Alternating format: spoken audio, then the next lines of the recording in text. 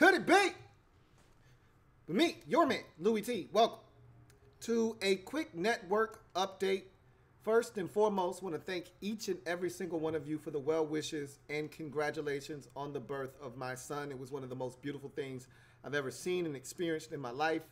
And I want to say thank you to all of you who helped me share that moment. And yes, it was a very glorious occasion. That being said, I'm back like cooked crack. And got some things to report on the Louie T Network front.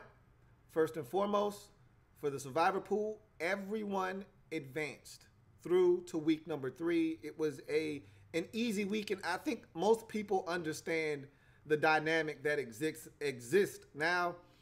You just follow the Bills or the Cardinals wherever they go, and you let those guys take you to wherever you're going to go. So I think everybody understands that dynamic now, and we'll see how it goes. Just be careful because one of these weeks, the Bills are going to win. One of these weeks, the Cardinals are going to win. You don't want to be on the wrong end of that. But that being said, those two teams are going to be pretty bad this year. I think we can go ahead and make that assumption right now after 2 weeks of football. And those are going to be the teams that are going to allow you to get easy dubs up off of them. So I think the Survivor Pool is going to be a lot longer this year than in past years.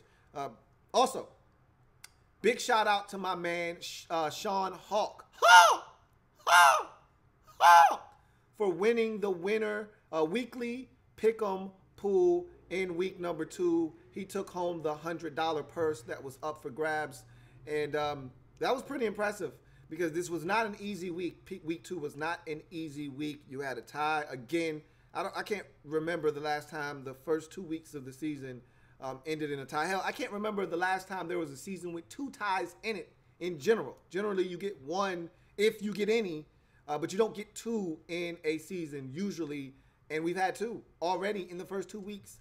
That's crazy, yet he was still able to navigate his way through the carnage that was week 2 and get the dub and take home the bread. So for those of you out there that are turning in picks, why not spend $6 and see if you can't turn your 6 into 120, into $100? Whatever the purse is, you'll take it home if you win. I'll give you a great example. In week 2, and I hope you're watching and you're listening to this, Danny's son, I think you turned in your winners and losers picks in the wrong place, and so you didn't mean to turn in your picks into the football pool, but you did. And because you did, they were there on the sheet. Had you paid your $6, you would have won the pool. You would have won $100. You had the best picks of the week. You only lost 3 games. You would have won. But you didn't submit your money because you didn't mean to play in a pool. And so you lost out on $100.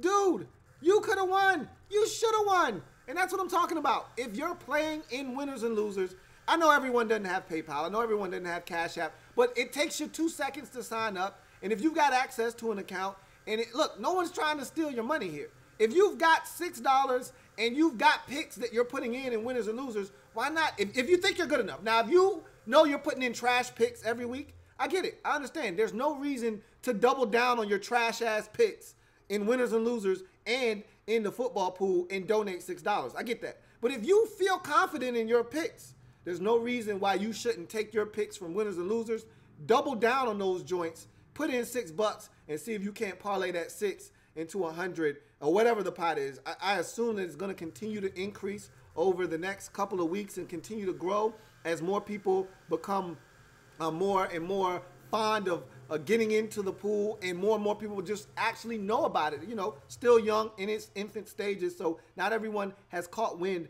of the weekly pool. But as you can see, we went from 60 week 1 to 100 in week 2. We're vastly growing. We may take a step back this week because of the circumstances of the birth of my son, but we will see. I'm telling you now that everything is up there.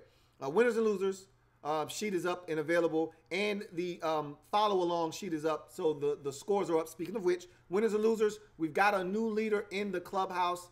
My man, Sean Hawk. I just told you, Sean Hawk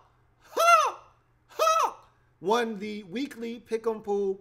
Well, those picks also were good enough to elevate him to the top spot by his lonesome in the winners and losers pool league, I should say, as well. So he double dipped. He kicked our ass in the weekly pool, turned around, and because he was so good in the weekly pool, he was equally as good in the winners and losers league as well. So that catapulted him to the top. We've got a number of people that started out well in week 1, and they're not even on the face of the map right now. So week 2 wiped a lot of people out who were performing well. Week 3 looks like it's sort of a bounce back week. We'll see. There are a couple of tricky games in there, but nonetheless, I was satisfied with what I did. I was disappointed in 2 outcomes. The Green Bay game, I thought I was being a genius picking the Packers when everyone thought Aaron Rodgers on one leg wasn't good enough to beat Minnesota. Well, he was, and he got jerked around by the officials. And so that one stung because a lot of you picked Minnesota, and that would have been a big win for me. I felt like I was cheated and robbed there. And then also I felt like a dummy because I knew the Cowboys were going to beat the Giants. I knew it.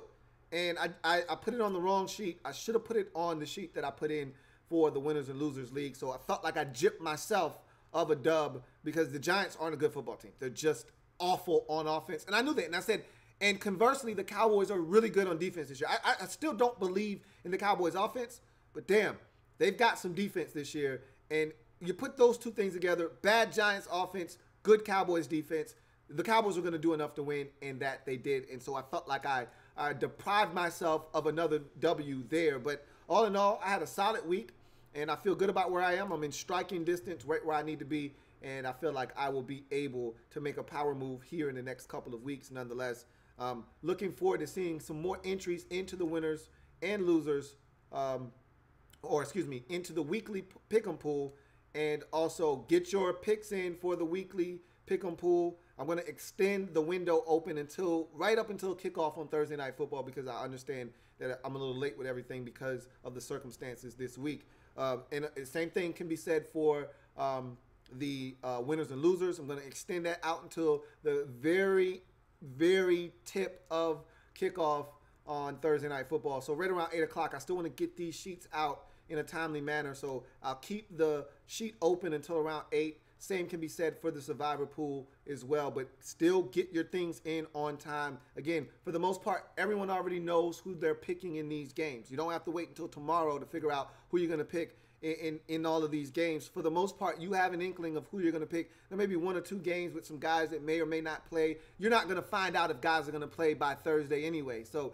you know, the whole game has been changed by the Thursday night game. You don't know who is in, who's out. You generally don't find these things out until game time and game day. So you already know who you're picking. Get these sheets in a timely manner so I can make sure I can get the master sheets out to you guys in a timely manner as well. But so far, the winners and losers pool is a mess because the first 2 weeks have been so crazy with ties and crazy outcomes. You know, it's a filling out process early. I don't know if I've seen the records this bad to start. Like, there are a lot of people at or below the Mendoza line already.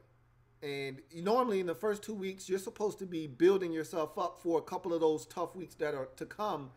But it's been so tough out of the gate that some of you are barely above water right now. I'm not proud of what I've done, okay?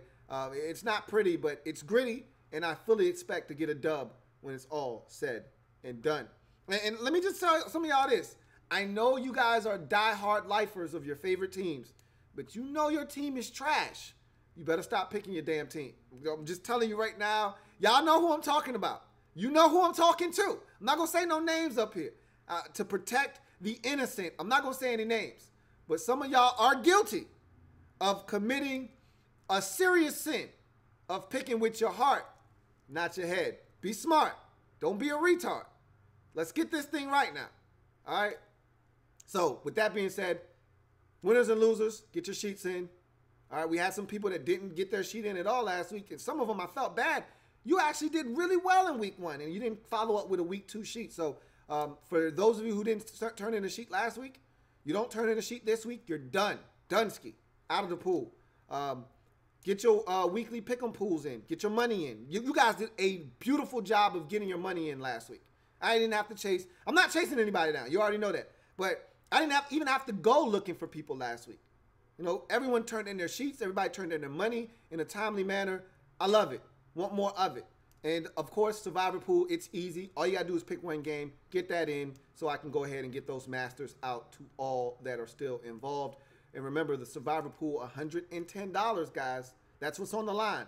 So make your picks, make them smart, and most importantly, survive to the next week. I'm your man, Louie T, signing off. Thanks again to all of you for the well wishes and the congrats. Really appreciate each and every single one of you who took the time out of your day to just send me a congratulations, man. It means a lot to me and my family. And so with that being said, remember, we're changing the game one live feed at a time.